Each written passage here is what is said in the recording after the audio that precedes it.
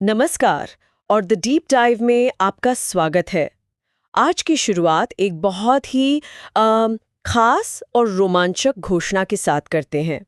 हमने मिलकर एक लंबा सफर तय किया है और हमारी पहली किताब के सभी अध्यायों को सफलतापूर्वक पूरा कर लिया है। और आज से हम एक बिल्कुल नए सफर की एक नई शुरुआत कर रहे हैं, हमारी दूसरी किताब। आज हम इसके पहले अध्याय की गहराइयों में उतरेंगे। तो अगर आप ज्ञान के इस सफर में हमारे साथ बने रहना चाहते हैं और कोई भी जरूरी चर्चा चूकना नहीं चाहते, तो हमारे चैनल को सब्सक्राइब करना न भूलें। तो आज की चर्चा का विषय है राष्ट्र निर्माण की चुनौतियां। चलिए जरा उस माहौल की कल्पना करते हैं। 14-15 अगस्त 1947 की आधी रात, हिंदुस्तान आजाद हो रहा है। हवा में उम्मीदें हैं, जश्न है, लेकिन साथ ही एक गहरी अनिश्चितता भी है। आज हमारा मिशन उन स्रोतों को खंगालना है जो बताते हैं कि आजाद भारत को शुरुआत में किन विशाल चुनौतियों का सामना करना पड़ा। ये सिर्फ इतिहास का एक पन्ना नहीं है, बल्कि ये समझने की कोशिश है कि आज का भारत वैसा क्यों है जैसा वो है। बिल्कुल। और इस बात पर जोर देना बहुत जरूरी है कि आजादी कोई मंजिल नहीं थी, वो तो एक बहुत लंबी और मुश्किल प्रक्रिया की बस शुरुआत थी। उस समय के नेताओं के सामने तीन सबसे बड़े और बुनियादी सवाल थे। पहला, इस विशाल और विविधताओं से भरे देश को एक कैसे रखा जाए। दूसरा, लोकतंत्र को जमीनी स्तर पर कैसे स्थापित किया जाए। और तीसरा, ये कैसे सुनिश्चित किया जाए कि विकास का फायदा वो समाज के हर तबके तक पहुंचे, सिर्फ कुछ गिने चुने लोगों तक नहीं। और मुझे लगता है कि ये तीनों सवाल अलग अलग नहीं थे, बल्कि एक दूसरे से पूरी तरह से गुंथे हुए थे ना। आपने बिल्कुल सही नस पकड़ी है। ये तीनों चुनौतियां आपस में बहुत गहराई से जुड़ी हुई थीं। सोचिए, अगर विकास समाज के हर तबके तक नहीं पहुंचता तो क्या होता? लोगों में गुस्सा बढ़ता और वो गुस्सा देश की एकता के लिए खतरा बन सकता था। और लोकतंत्र के बिना? और अगर लोकतंत्र ही नहीं होता तो लोगों के पास अपनी बात रखने का कोई जरिया ही नहीं बचता। तो ये एक दूसरे पे टिके हुए थे। एक भी पाया कमजोर होता तो पूरी इमारत घिर सकती थी। हमारी आज की पूरी चर्चा इन्हीं तीन स्तंभों के इर्द गिर्द घूमेगी। तो चलिए उस सुबह पर वापस चलते हैं। जवाहरलाल नेहरू का वो मशहूर भाषण ट्रिस्ट विद डेस्टिनी आज भी रोंगटे खड़े कर देता है। लेकिन वो सिर्फ सुंदर शब्द नहीं थे, उनमें दो बड़े वादे छिपे थे। पहला कि देश का शासन लोकतांत्रिक तरीके से चलाया जाएगा, और दूसरा, सरकार सबके भले के लिए काम करेगी। तो अगर हम पहली चुनौती पर आएं, देश को एक रखने की, ये सुनने में जितना सीधा लगता है उतना था नहीं। बिल्कुल नहीं था। पहली और सबसे बड़ी चुनौती थी देश को एकता के सूत्र में बांधने की। इसे समझना बहुत जरूरी है। भारत का आकार किसी महाद्वीप जैसा था और यहाँ अनगिनत विविधताएं थीं, अलग अलग भाषाएं, संस्कृतियां, धर्म। ऐसे में सबसे बड़ा डर यही था कि क्या इतनी विविधताओं वाला देश एकजुट रह भी पाएगा। और विभाजन ने तो इस डर को और बढ़ा दिया होगा। बिल्कुल, देश के विभाजन ने इस डर को और भी गहरा कर दिया था। हर किसी के मन में ये सवाल था कि क्या भारत एक रह पाएगा या और टुकड़ों में बंट जाएगा। ये बात बिल्कुल सही है। और मुझे लगता है कि आज भी इतनी सालों बाद देश को एक रखने की चुनौती खत्म नहीं हुई है, बस उसका रूप बदल गया है। खैर, ये तो हुई एकता की बात, लेकिन देश को सिर्फ जोड़कर रखना ही काफी नहीं था, उसे चलाना भी था। यहीं पर लोकतंत्र की चुनौती सामने आती है। बिल्कुल, दूसरी बड़ी चुनौती थी लोकतंत्र को स्थापित करना।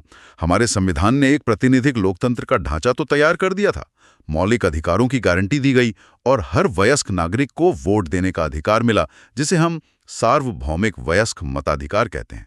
और ये उस समय के हिसाब से तो बहुत बड़ी बात थी। एक बहुत बड़ा और साहसिक कदम था, क्योंकि दुनिया के कई देश उस दौर में लोकतंत्र से दूर जा रहे थे। असली चुनौती ये नहीं थी कि ये बातें संविधान में लिख दी गईं, बल्कि ये थी कि इस लोकतांत्रिक व्यवस्था को जमीन पर कैसे उतारा जाए। तो देश को एक रखना और लोकतंत्र की नींव डालना, ये तो हो गई ढांचे की बात। लेकिन इस ढांचे के अंदर रहने वाले करोड़ों लोगों का क्या? उनकी जिंदगी बेहतर कैसे होती? मेरे ख्याल से ये उस वक्त की सबसे बड़ी और सबसे मुश्किल पहेली थी। हाँ, तीसरी और सबसे अहम चुनौती थी समता पर आधारित विकास और सभी का कल्याण सुनिश्चित करना। इसका सीधा सा मतलब था कि विकास ऐसा हो जिससे पूरे समाज का भला हो, ना कि सिर्फ कुछ अमीर या शक्तिशाली वर्गों का। संविधान में इस लक्ष्य को साफ तौर पर लिखा गया।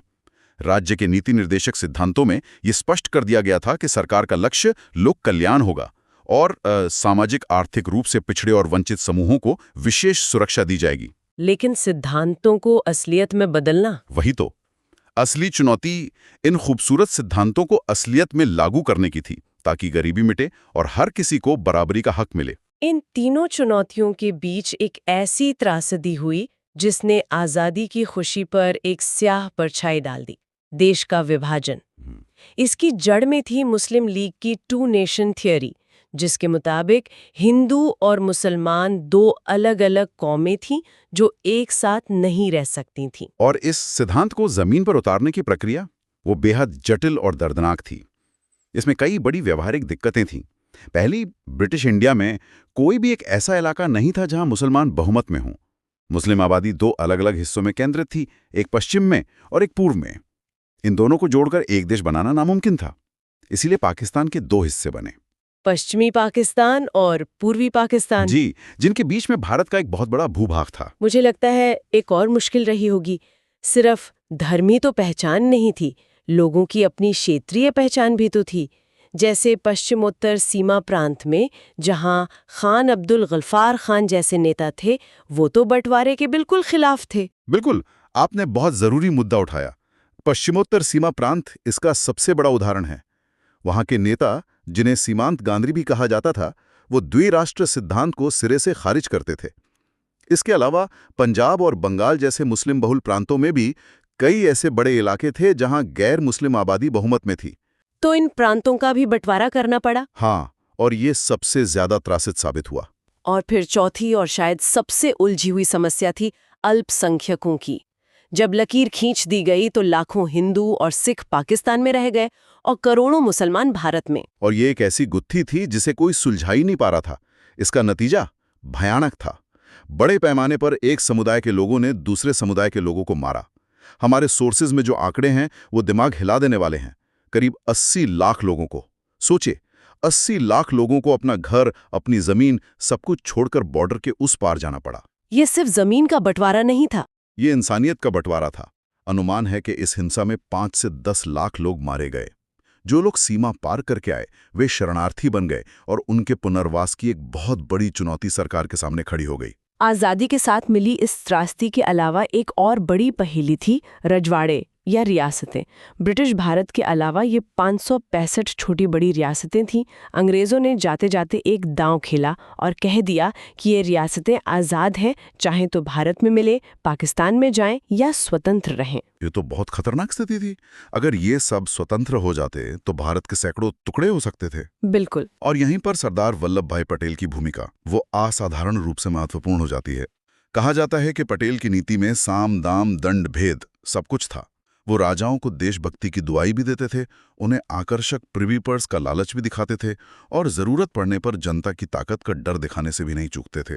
तो उन्होंने ज्यादातर को मना लिया। हाँ, उन्होंने ज्यादातर शासकों को इंस्ट्रूमेंट ऑफ एक्सेशन यानी विलय पत्र पर हस्ताक्षर करने के लिए मना लिया। लेकिन कुछ मामले तो बहुत पेचीदा हो गए थे। हैदराबाद की बात तो मैंने सुनी है, निजाम और सैन्य कार्रवाई की, लेकिन मणिपुर का मामला हमेशा थोड़ा धुंधला सा लगता है।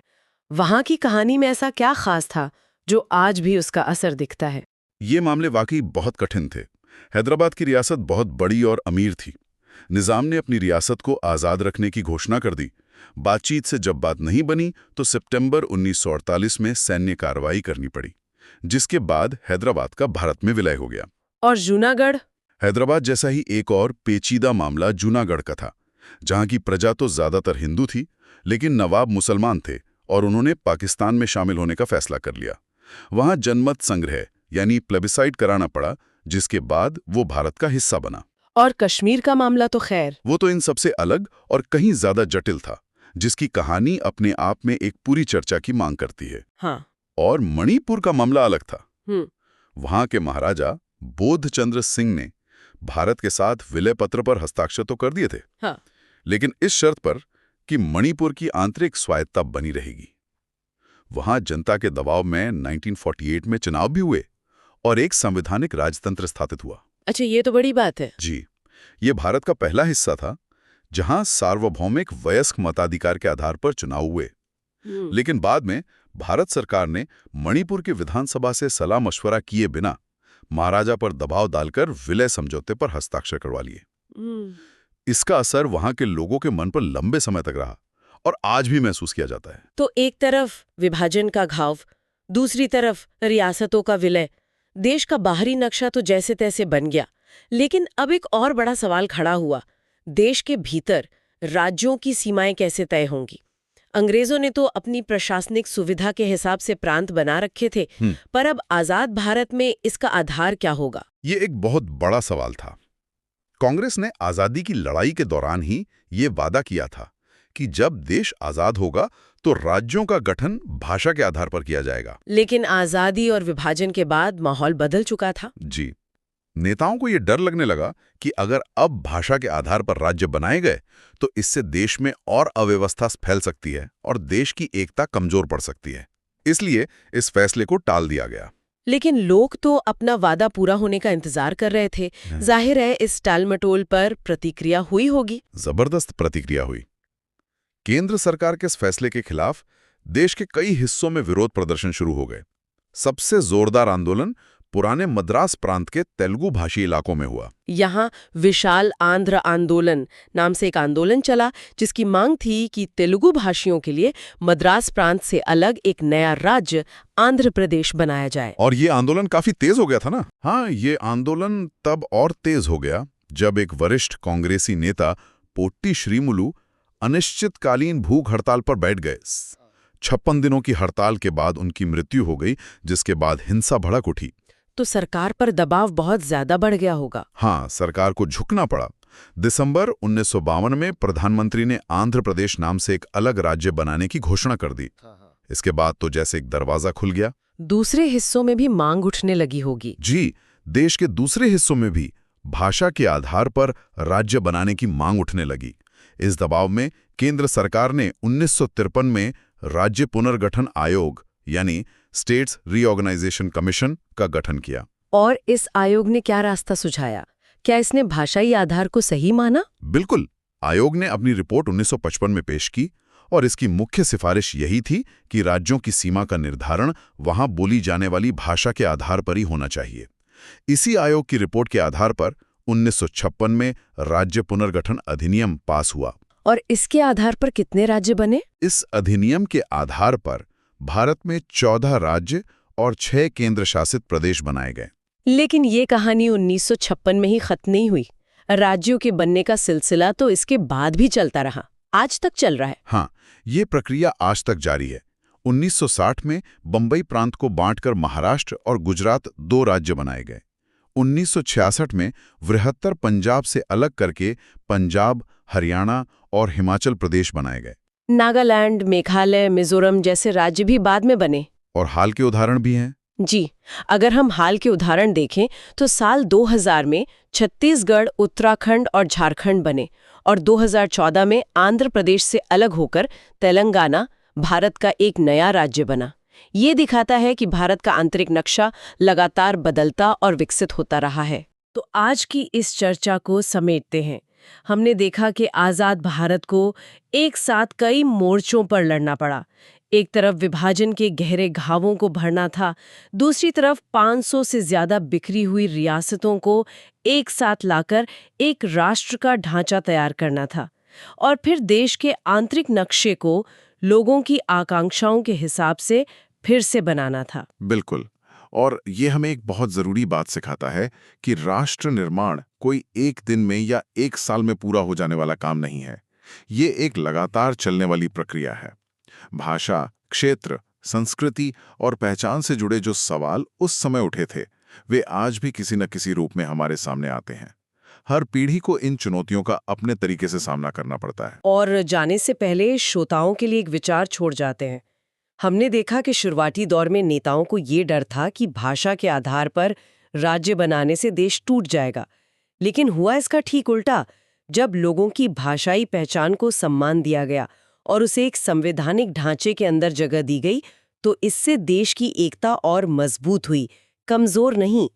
ये हमें सोचने पर मजबूर करता है, क्या विविधता को दबाने की बजाय उसे स्वीकार करना और उसे एक व्यवस्थित ढांचा देना ही एक राष्ट्र को वास्तव में एकजुट रखने का सबसे अच्छा तरीका है? ये सवाल आज भी उतना ही प्रासंगिक है।